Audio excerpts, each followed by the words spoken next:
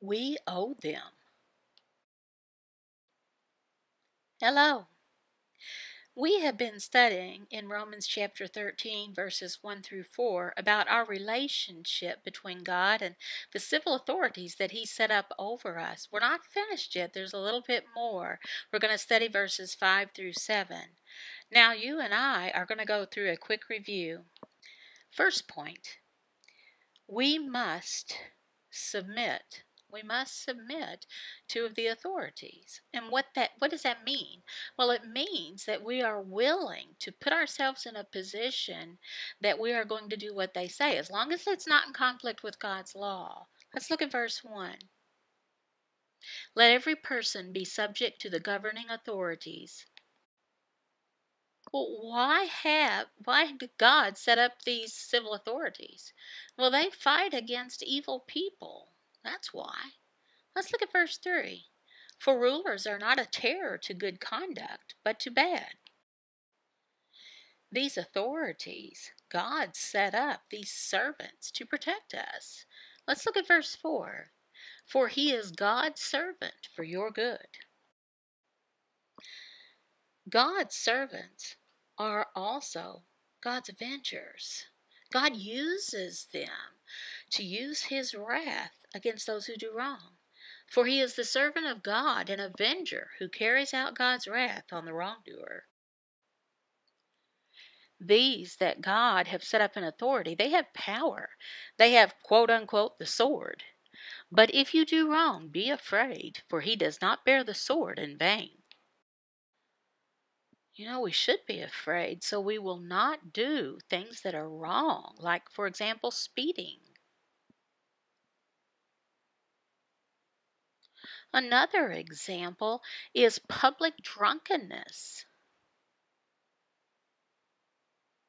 There's also breaking into cars. All these things are against the law. Stealing. Smuggling drugs. Just making trouble in neighborhoods. Also, physically harming another. Different things that are against the law. God is above the authorities, and the authorities are over us. We must submit to them. Whatever that we're doing, if it's something wrong against God's law, government law, God can't accept that.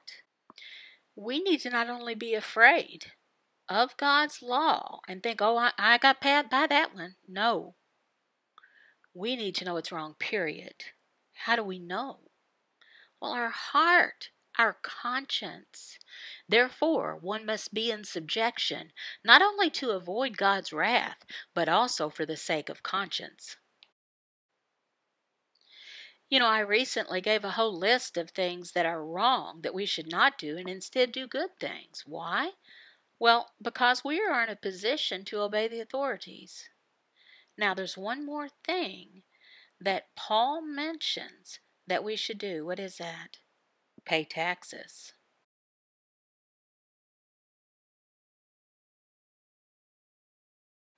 For because of this you also pay taxes, for the authorities are ministers of God, attending to this very thing. Why pay taxes? Why? Well, the people who are in authority, they work. They work full time. They need to earn money, same as you and I do. They do their job as ministers of God. It's the same as servants of God. What do? Well, we already know. We already know. We've been going through this through chapter 13 of Romans. They help stop crime. They protect us. They have responsibility to keep everything in order and help it not to get messed up. For because of this, you also pay taxes, for the authorities are ministers of God, attending to this very thing. Question: who pays them for what they do? Who pays them? Us. We pay them taxes. We pay them revenue. That means for like money to get things done, things that are needed, tolls. We pay them honor. Most of what they do for us is good. Pay to all what is owed to them. Taxes to whom taxes are owed. Revenue to whom revenue is owed. Respect to whom respect is owed. Honor to whom honor is owed. It's true that we pay for some things that we do not support, like abortion. What are we going to do? Well, we have to pay our taxes anyway. But we can complain to the authorities. We can. We can tell them that they're wrong. We can don't have to support them. They believe in same-sex marriage. We do not. Various things. We can vote for the right person who's in authority, who wants to do good and right things and not wrong. We need to pay our taxes in full. We do.